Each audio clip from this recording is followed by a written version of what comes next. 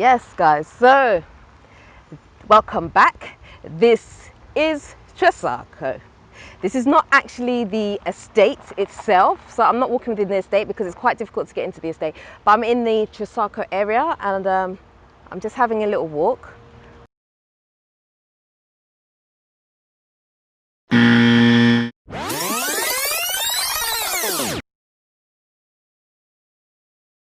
I got Kwame to dump me here while I just did a little walk down the street.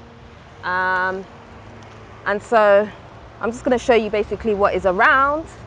I hope you guys can see, sorry. The sun's in my eyes, so I don't know if you can actually see me because I can't see the video. Oh, back. Okay, yeah. So I'm just walking down the street. Someone's doing drive-by next to me, it looks like. I don't know. Slowing down to see what I'm doing. It's amazing when you video, the number of people that actually want to see what you're doing. Hold on, I'm just going to adjust this camera. I'm using my gimbal as I walk because it's a bit easier. But yeah, it's a really nice area.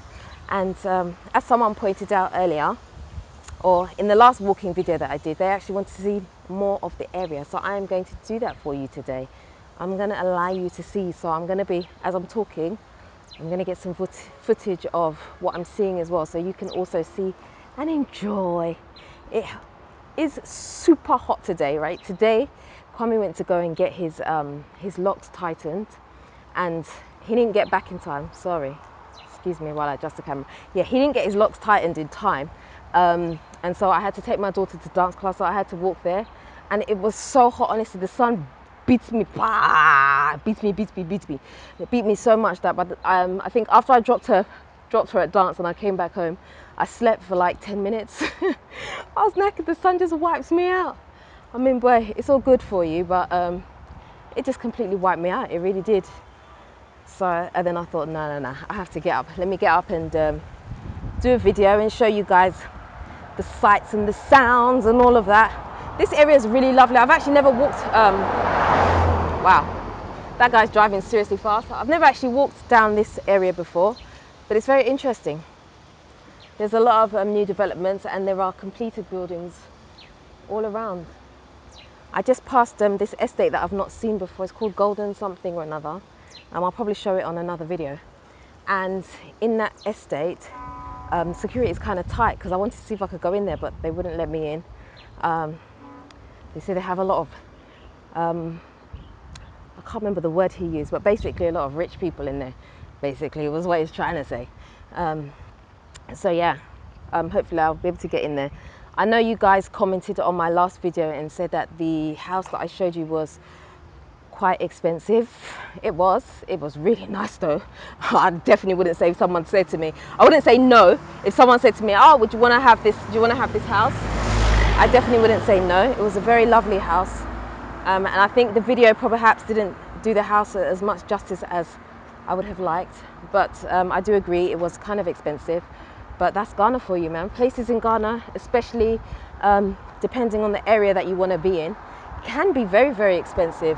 There are about 3,500, although it sounds crazy, like a crazy amount, that is basically the going rate for that kind of area. That was East Legon, so East Legon tends to be quite expensive. So does like cantonments. But cantonments, I find cantonments is more, you'll get a lot more like expaty type people living there. Whereas East Legon is, I'd say it's a bit more, I was going to say residential, but that's not quite the right word I'm looking for. It is residential, but that's not what I'm looking for. It's not as many expat types, as in they're coming and then they're going to go again after a couple of years. It's not so much that you get around East Legon. Well, not in my experience anyway. I could be wrong. So I stand to be corrected. So feel free to shout me down on that one if you want to.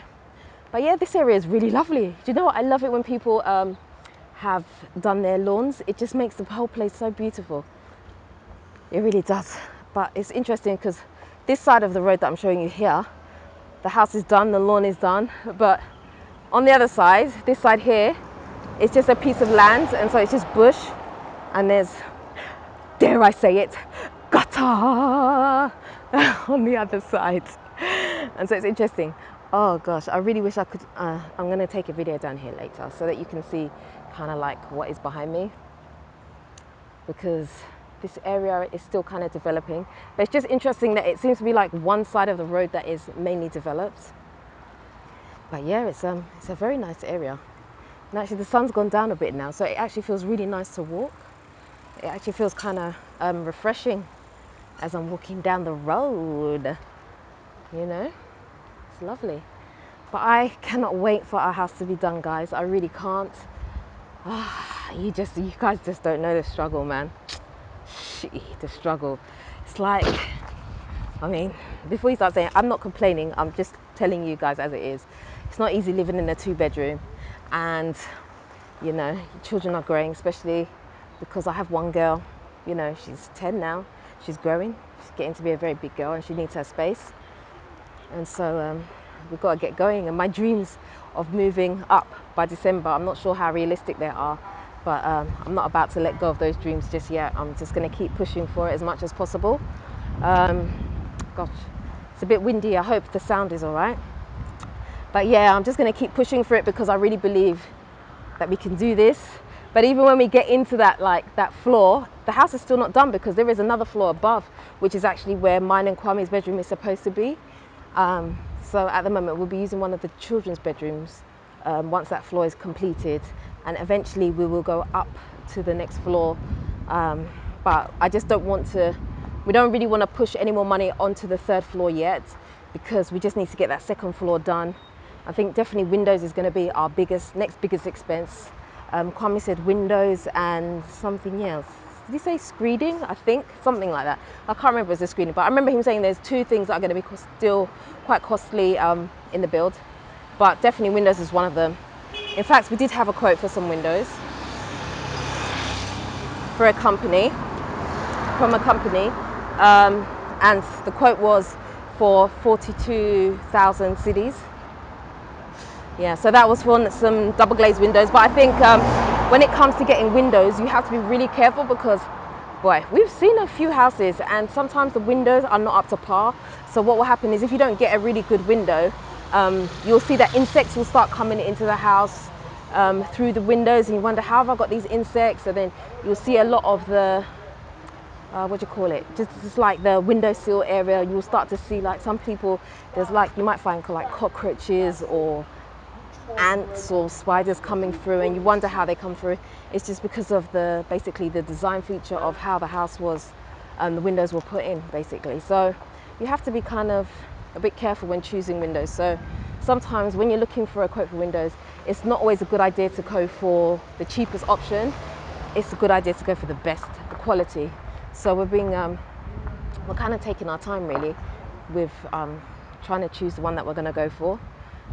So that's interesting. And there are a few other things that we still need to do in the house as well. So it's like, it just feels like it's never ending sometimes. But it's definitely an experience, and I guess it's one that we won't necessarily get again. So, you know, in the UK where I'm from, yeah, you don't really get a chance to build because it would be crazy amount of cost to try and build. So, you know, you buy houses that are already built for you, and that's what we're used to. So I guess this is kind of like a once in a lifetime kind of thing that we get to do. So I'm not complaining on that front because it's just a great experience, you know.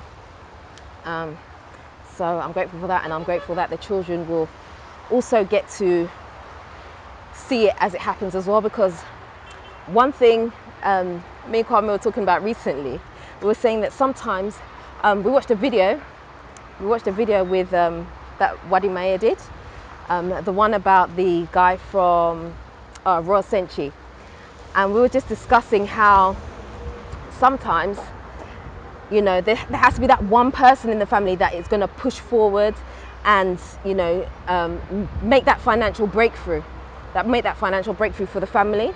And obviously he did it. The guy that Wadi Maya interviewed, he kind of did that. He was that one person. We're just saying all his generations after him are just going to like eat forever. When I say eat forever, I mean financially eat forever.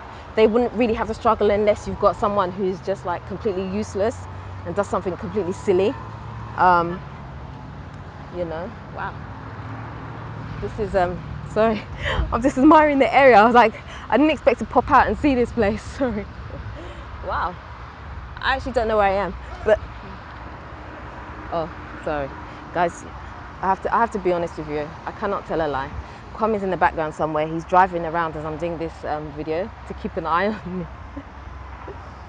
So he's the one who just shouted out, "Hey!" He told me to turn around. But I actually really wanted you guys to see what was behind me. I'm not sure where this area is, but I believe that over there, over that side somewhere, is the what's that road? What's that road? The one near the Accra Mall, that busy road by the Accra Mall somewhere. But yeah, sorry, I'm rabbiting on. I hope you guys can see me all right.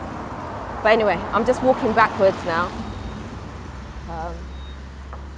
That place is getting kind of busy. There's a lot of traffic there, so yeah, it's probably a good idea that I turned around. But yeah, Kwame has to supervise me as I do these walks because obviously I'm holding the camera. I'm holding the camera and it draws quite a lot of attention. So always better to be safe than sorry, hey? And I don't really know this area too tough. I know it, but I don't really know it. But I can't remember what I was saying before that. Yes, I was saying about Royal Century. Drive by. See all these people that do drive by? They just want to see what I'm doing. They're just being nosy. Anyway, it's all good. Wow, that's a big dog. Wow, okay, right. It's a big dog. I have to pretend like I'm not afraid. Okay, right. Anyway, yes. So the guy from Royal Century, I was saying that he would eat forever, or his family would eat forever, unless he's got one really useless relative that decides to destroy the empire. But God forbid such a thing should happen. So we're just like, yeah, so there's always that one person in the family that has to break through in order for everyone else behind them to eat.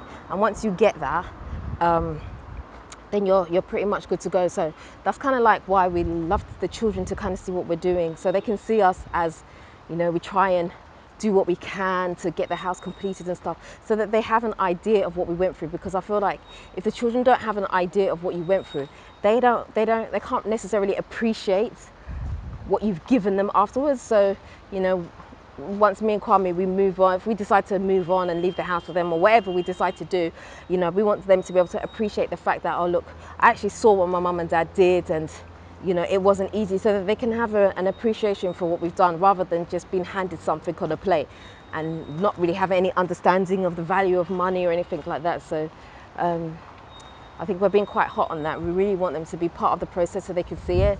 And so we do talk a lot of finance around them, to make sure they understand that, okay, if we want this, we're saving up for this, or we're having to do extra work to try and get the money to do this or that or whatever. But yeah, it's been good.